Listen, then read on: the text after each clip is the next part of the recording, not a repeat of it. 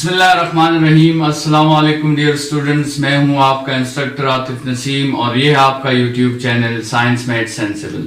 Students, आज के lecture में हम रियल वेट और एपरेंट वेट पे डिस्कशन करेंगे। तो शुरू करते हैं अपनी डिस्कशन रियल वेट और एपरेंट वेट पे। रियल वेट पे हमारी प्रीवियस लेक्चर में भी डिस्कशन हुई थी कि it is a force which is applied on a planet on every body which is present in the gravitational field of that planet, और इसका फॉर्मूला आपको Newton law of universal gravitation देता है which is g mass of the planet mass of the body divided by radius square। Students, इसमें ये जो आपको value नजर आ रही है g mass of the planet divided by radius square, this is the quantitative formula for gravitational field intensity और small g। तो आप इसकी जगह small g भी लिख सकते हैं। लेकिन स्टूडेंट्स, जब अर्थ हम पे एक फोर्स अप्लाई करता है, जब प्लेनेट हम पे फोर्स अप्लाई करता है, तो उस फोर्स का हमें कैसे अंदाजा होगा? तो the force which is felt by us, वो फोर्स जिसका हमें अंदाजा होता है, या the force which is required to prevent us from falling. देखिए, ग्रेविटेशनल फोर्स या रियल वेट का मकसद है हमें अर्थ के सरफेस तक पहुंचाना। तो वो कौन सा फोर्स है जो हमें फ्री फॉल से रोक रहा है? वो फोर्स या the force which is measured by our devices, वो फोर्स जो हमें हमारा डिवाइस मेजर करता है, ये इसे हम कहते हैं apparent wait. Students, apparent wait जो है वो रियल वेट के एहसास का मेथड है। मतलब आपको अगर रियल वेट को फील करना है, आपने रियल वेट को जो है वो एक्सपीरियंस करना है, तो आप रियल वेट फाइंड नहीं कर सकते, आप एपरेंट वेट फाइंड करेंगे। और हम ऐसे केसेस डिस्कस करेंगे जिसमें वो एपरेंट वेट रियल वेट से इक्वल भी हो सकता है और उससे मुख्तलिफ भी हो सकता है। तो इसलिए हमने इसको कैटेगराइज किया है ताकि आप ये कंसेप्ट समझ सके। ठीक है, so the force which is felt by us is apparent weight. The force which is required to prevent us from falling is apparent weight. Yeah, the force which is measured with the help of devices, जो हमने wait को major करने के लिए जो devices बनाई हैं, वो डिवाइसेस जिस फोर्स को मेजर करेंगी वो आपके साथ एपरेंट वेट होंगी। जिस तरह स्टूडेंट्स आप जो है डॉपलर इफेक्ट में पढ़ते हैं द रियल फ्रीक्वेंसी और एपरेंट फ्रीक्वेंसी, उसमें भी हम डिफरेंशिएशन इसलिए करते हैं क्योंकि ऑब्जर्वर जो फ्रीक्वेंसी ऑब्जर्व कर रहा होता है वो कभी कभार तो सोर्स की फ्रीक्वेंसी के इक्वल होती है, लेकिन कभी कभार वो सोर्स की फ्रीक्वेंसी के इक्वल नहीं होती due to the relative motion of the observer and receiver.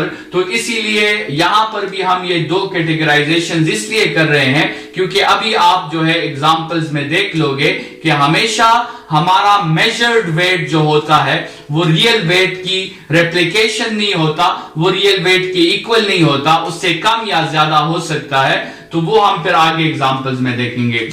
यहां पर हम जरा ये डिस्कस कर लें कि जितने भी हमारे मेजरिंग डिवाइसेस है, चाहे वो वेट बैलेंस है या हम स्प्रिंग बैलेंस के जरिए वेट को मेजर करते हैं या कोई वेट मशीन है, ये सारे मेजरमेंट डिवाइसेस किस चीज को मेजर करते हैं?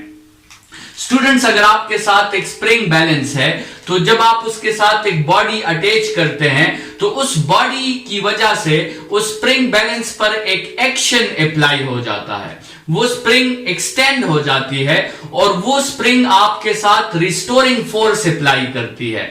मतलब वो स्ट्रिंग जो है उस एक्शन का रिएक्शन अप्लाई करती है और वो स्ट्रिंग जो है वो उस रिएक्शन को मेजर कर लेगी जो वो अप्लाई करेगी।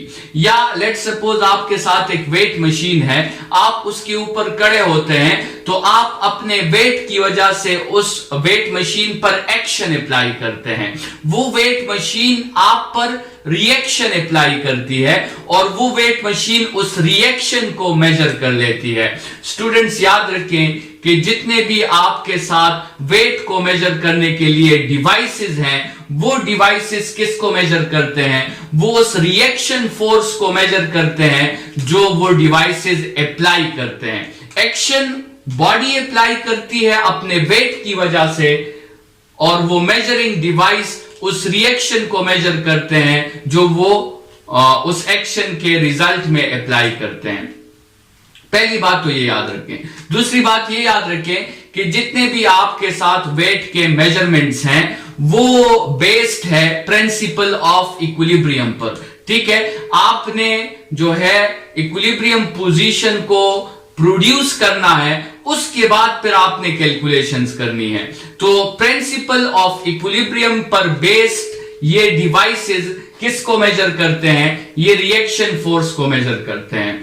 स्टूडेंट्स, आपके साथ न्यूटन थर्ड लॉ है कि एक्शन और रिएक्शन हमेशा इक्वल होते हैं। इसमें कोई शक नहीं है कि ये जो मेजरिंग डिवाइस रिएक्शन मेजर कर रहा है ये एक्शन के इक्वल होगा, इसमें कोई दो राय नहीं है, ये हमेशा एक्शन के इक्वल होगा। लेकिन क्या वो एक्शन वेट के इक्वल था या नहीं था, ये क्वेश्चन है। अगर एक्शन वेट के इक्वल था तो फिर तो रिएक्शन भी वेट के इक्वल होगा, लेकिन अगर एक्शन वेट के इक्वल था ही नहीं तो फिर रिएक्शन कैसे वेट के इक्वल हो सकता है?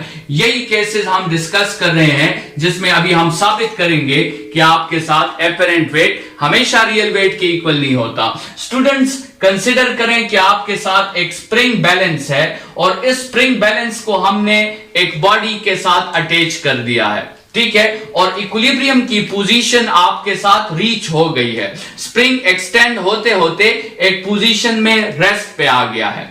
ठीक है, और ये जो एक्सपेरिमेंट हम परफॉर्म कर रहे हैं ये हम वैक्यूम में परफॉर्म कर रहे हैं। मतलब आपके साथ इस इक्विलिब्रियम सिस्टम पर, और ये स्टैटिक इक्विलिब्रियम है, इस स्टैटिक इक्विलिब्रियम सिस्टम में दो फोर्सेस अप्लाई हो रहे हैं।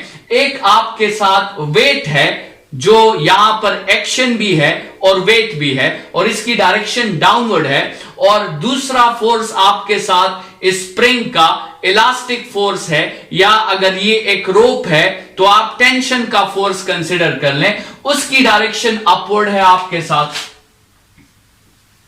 और वेट की डायरेक्शन आपके साथ डाउनवर्ड है। ठीक है, ये आपके साथ बॉडी ने स्प्रिंग पर एक्शन अप्लाई किया, स्प्रिंग ने बॉडी पर रिएक्शन अप्लाई किया। एक्शन जो है वो आपके साथ mg के इक्वल है, रिएक्शन आपके साथ इलास्टिक रिस्टोरिंग फोर्स है। अगर आप इस पर इक्वेशन ऑफ फोर्स लिखें, इस इक्विलिब्रियम की जो फर्स्ट कंडीशन है वो आप अप्लाई करें कि the sum of upward forces is equal to the sum of downward forces, क्योंकि नेट फोर्स तो आपके साथ यहां पे जीरो है, so you can get Fr is equal to mg। Students, इसमें ये Fr क्या है? ये वो रिएक्शन था जो स्प्रिंग ने मेजर किया, so this is the apparent wait, और mg क्या है? ये आपका रियल वेट है। तो स्टूडेंट्स, इस एग्जांपल में आप देख लें कि आपका जो एपरेंट वेट था वो आपके रियल वेट के इक्वल है। मतलब जितना वेट आपका था इस डिवाइस ने उतना ही वेट मेजर किया है। ठीक है, no problem, there is no issue. लेकिन इस दूसरे एग्जांपल को देखें, इसी सेटअप को हम अभी वाटर में रख लेते हैं। ठीक है, ये जो आपके साथ मीडियम है ये आपके साथ वाटर है। वाटर में रखने से आपको पता है एक फोर्स डेवलप हो जाता है। जब आप वाटर में कोई सॉलिड बॉडी या किसी भी लिक्विड में कोई सॉलिड बॉडी रखते हैं तो आर्शिमिडियस प्रिंसिपल के मुताबिक वो सॉलिड बॉडी कुछ अपने वॉल्यूम के मुताबिक कुछ लिक्विड को डिस्प्लेस कर देती है, और उस लिक्विड का वेट जो होता है वो उस सॉलिड बॉडी पर अप्लाई होता है, and that specific force is called upthrust. तो स्टूडेंट्स, यहां पे अगर आप देखें एक ही डाउनवर्ड फोर्स है mg, लेकिन अपवर्ड आपके साथ दो फोर्सेस हैं। एक आपके साथ इलास्टिक रिस्टोरिंग फोर्स है या टेंशन का फोर्स है जिसको हमने एपरेंट वेट कहा है, और एक आपके साथ अपथ्रस्ट का फोर्स है। अगर यहां पर आप फर्स्ट कंडीशन अप्लाई करते हैं तो the summation of upward forces is equal to the summation of downward forces. लेकिन जबरदस्त बात आपको यहां से अंदाजा हो गया होगा कि इस केस में हमारी फीलिंग, हमारा मेजर्ड वैल्यू वो रियल वेट के इक्वल नहीं है। इस केस में हमारी फीलिंग जो होगी, हमारी मेजर्ड वैल्यू जो होगी, हमारा जो रिएक्शन, जो इस स्प्रिंग ने जो रिएक्शन मेजर किया है वो आपके साथ रियल वेट के इक्वल नहीं है, वो रियल वेट से कम है। और ये एक ऐसा एक्सपेरिमेंट है जो आप आसानी से अपने घरों में कर सकते हैं। आप एक स्टोन को जो है ईयर में उठाने की कोशिश करें, आपको फीलिंग आएगी कि उस स्टोन का वेट ज्यादा है। लेकिन उसी स्टोन को अगर आप वाटर में उठाने की कोशिश करें, आपको क्लियर फीलिंग मिलेगी कि उस स्टोन का वेट जो है वो कम हो गया है। अगरचे उसका रियल वेट तो हमेशा वही रहता है, लेकिन आपको जो फीलिंग मिलती है वो चेंज हो सकती है, और इसीलिए हमने उसको एपरेंट वेट कहा है। स्टूडेंट्स, इन दो एग्जांपल से आपको क्लियर हो जाना चाहिए कि ये डिफरेंशिएशन हम क्यों कर रहे हैं, क्योंकि कभी कभार हमारी मेजर्ड वैल्यू जो है वो रियल वेट के इक्वल नहीं आती। ठीक है, तो इसलिए हमने उसको एक एपरेंट वेट का नाम दे दिया। हम पे अर्थ फोर्स अप्लाई करता है, दैट इज रियल वेट। हमें जो फीलिंग मिलती है that is apparent wait. Students, next lecture में कुछ और एग्जांपल्स जो हैं वो डिस्कस कर लेंगे, जिससे आपको और भी ये यकीन पुख्ता हो जाए कि एपरेंट वेट केसेस हैं जिसमें एपरेंट वेट रियल वेट के इक्वल नहीं आता। और फिर एक जो है फॉर्मुलेशन करेंगे कि किस वक्त एपरेंट वेट रियल वेट के इक्वल आएगा, किस वक्त एपरेंट वेट रियल वेट से कम हो जाएगा, और किस वक्त एपरेंट वेट रियल वेट से ज्यादा हो सकता है। तो स्टूडेंट्स, नेक्स्ट लेक्चर की तरफ बढ़ते हैं। इस लेक्चर के लिए इतना ही। Thank you students.